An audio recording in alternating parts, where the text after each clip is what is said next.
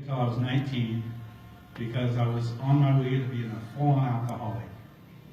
That's what was modeled for me. I thought it was normal behavior. And then I started realizing, man, there's not much of a future in that, is there? I used to ask my dad, Dad, why do you drink so much? And he goes, I don't drink at all since they invented the funnel. And I said, seriously, why do you drink so much? And he goes, I don't know. And I met a man named Don Cloyce. Do you know Don Cloyce? He started the White Bison. Oh, yeah. Brilliant man. And Don Cloyce, I was expecting him to say, well, this is what works for Indian people. Instead, he said, I want to show you a video of Indian boarding schools.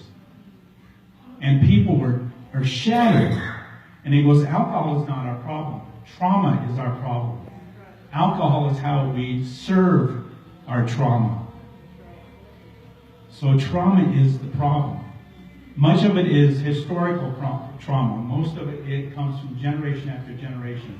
And when you take an Indian kid and put him in an Indian boarding school, which my mom was in an Indian boarding school, my mom had burns on her hair where they washed her hair with gasoline when they had head lice. And she had some real bad scarring before she passed away. And I said, Mom, don't you hate the white man? And she goes, no. Does it hurt him if I hate him, or does it hurt me if I hate him? She learned this thing called forgiveness. So fantastic. And I said to her, Mom, I said, how do you reconcile what happened to you? And she goes, I don't reconcile, I forgive. And I said, that was a fantastic lesson for me. So when I was 19 years old, I waited until all the alcohol was out of my system. I went on what we call a vision quest. Never been to church in my life. I've been to church twice, fell asleep both times.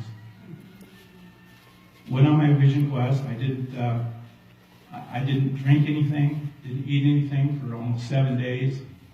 I remember going up to my sister's house and we're sitting there watching a TV show about the life of Jesus. Nothing that could be attributed to supernatural things, just his decisions as a human being. I remember asking her, he's Apache, isn't he? And she goes, I don't know. And I said, where is he from? And she goes, I believe he's from Jerusalem. And I said, is that in Arizona? And she goes, I don't know. She's messing with me. And I said, New Mexico. She goes, I don't really know.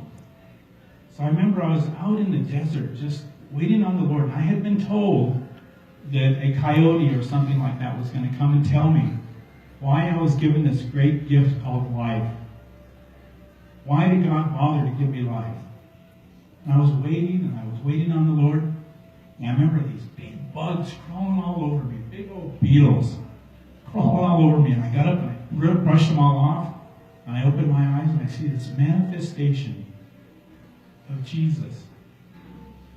I had no idea who he was. I just knew that he was Creator God. And I remember thinking, this is a great thing. I'm so happy a coyote didn't come talk to me. I'm so glad that Creator God has sent his Son to show me who he was. And I remember thinking, what a powerful testimony. I had no idea, like I said, been to church twice, fell asleep both times. Didn't have any idea who Jesus was. I knew who he was, though. When you spend time with Jesus, people say, oh, you must have 1,000 questions. No, you're on your face.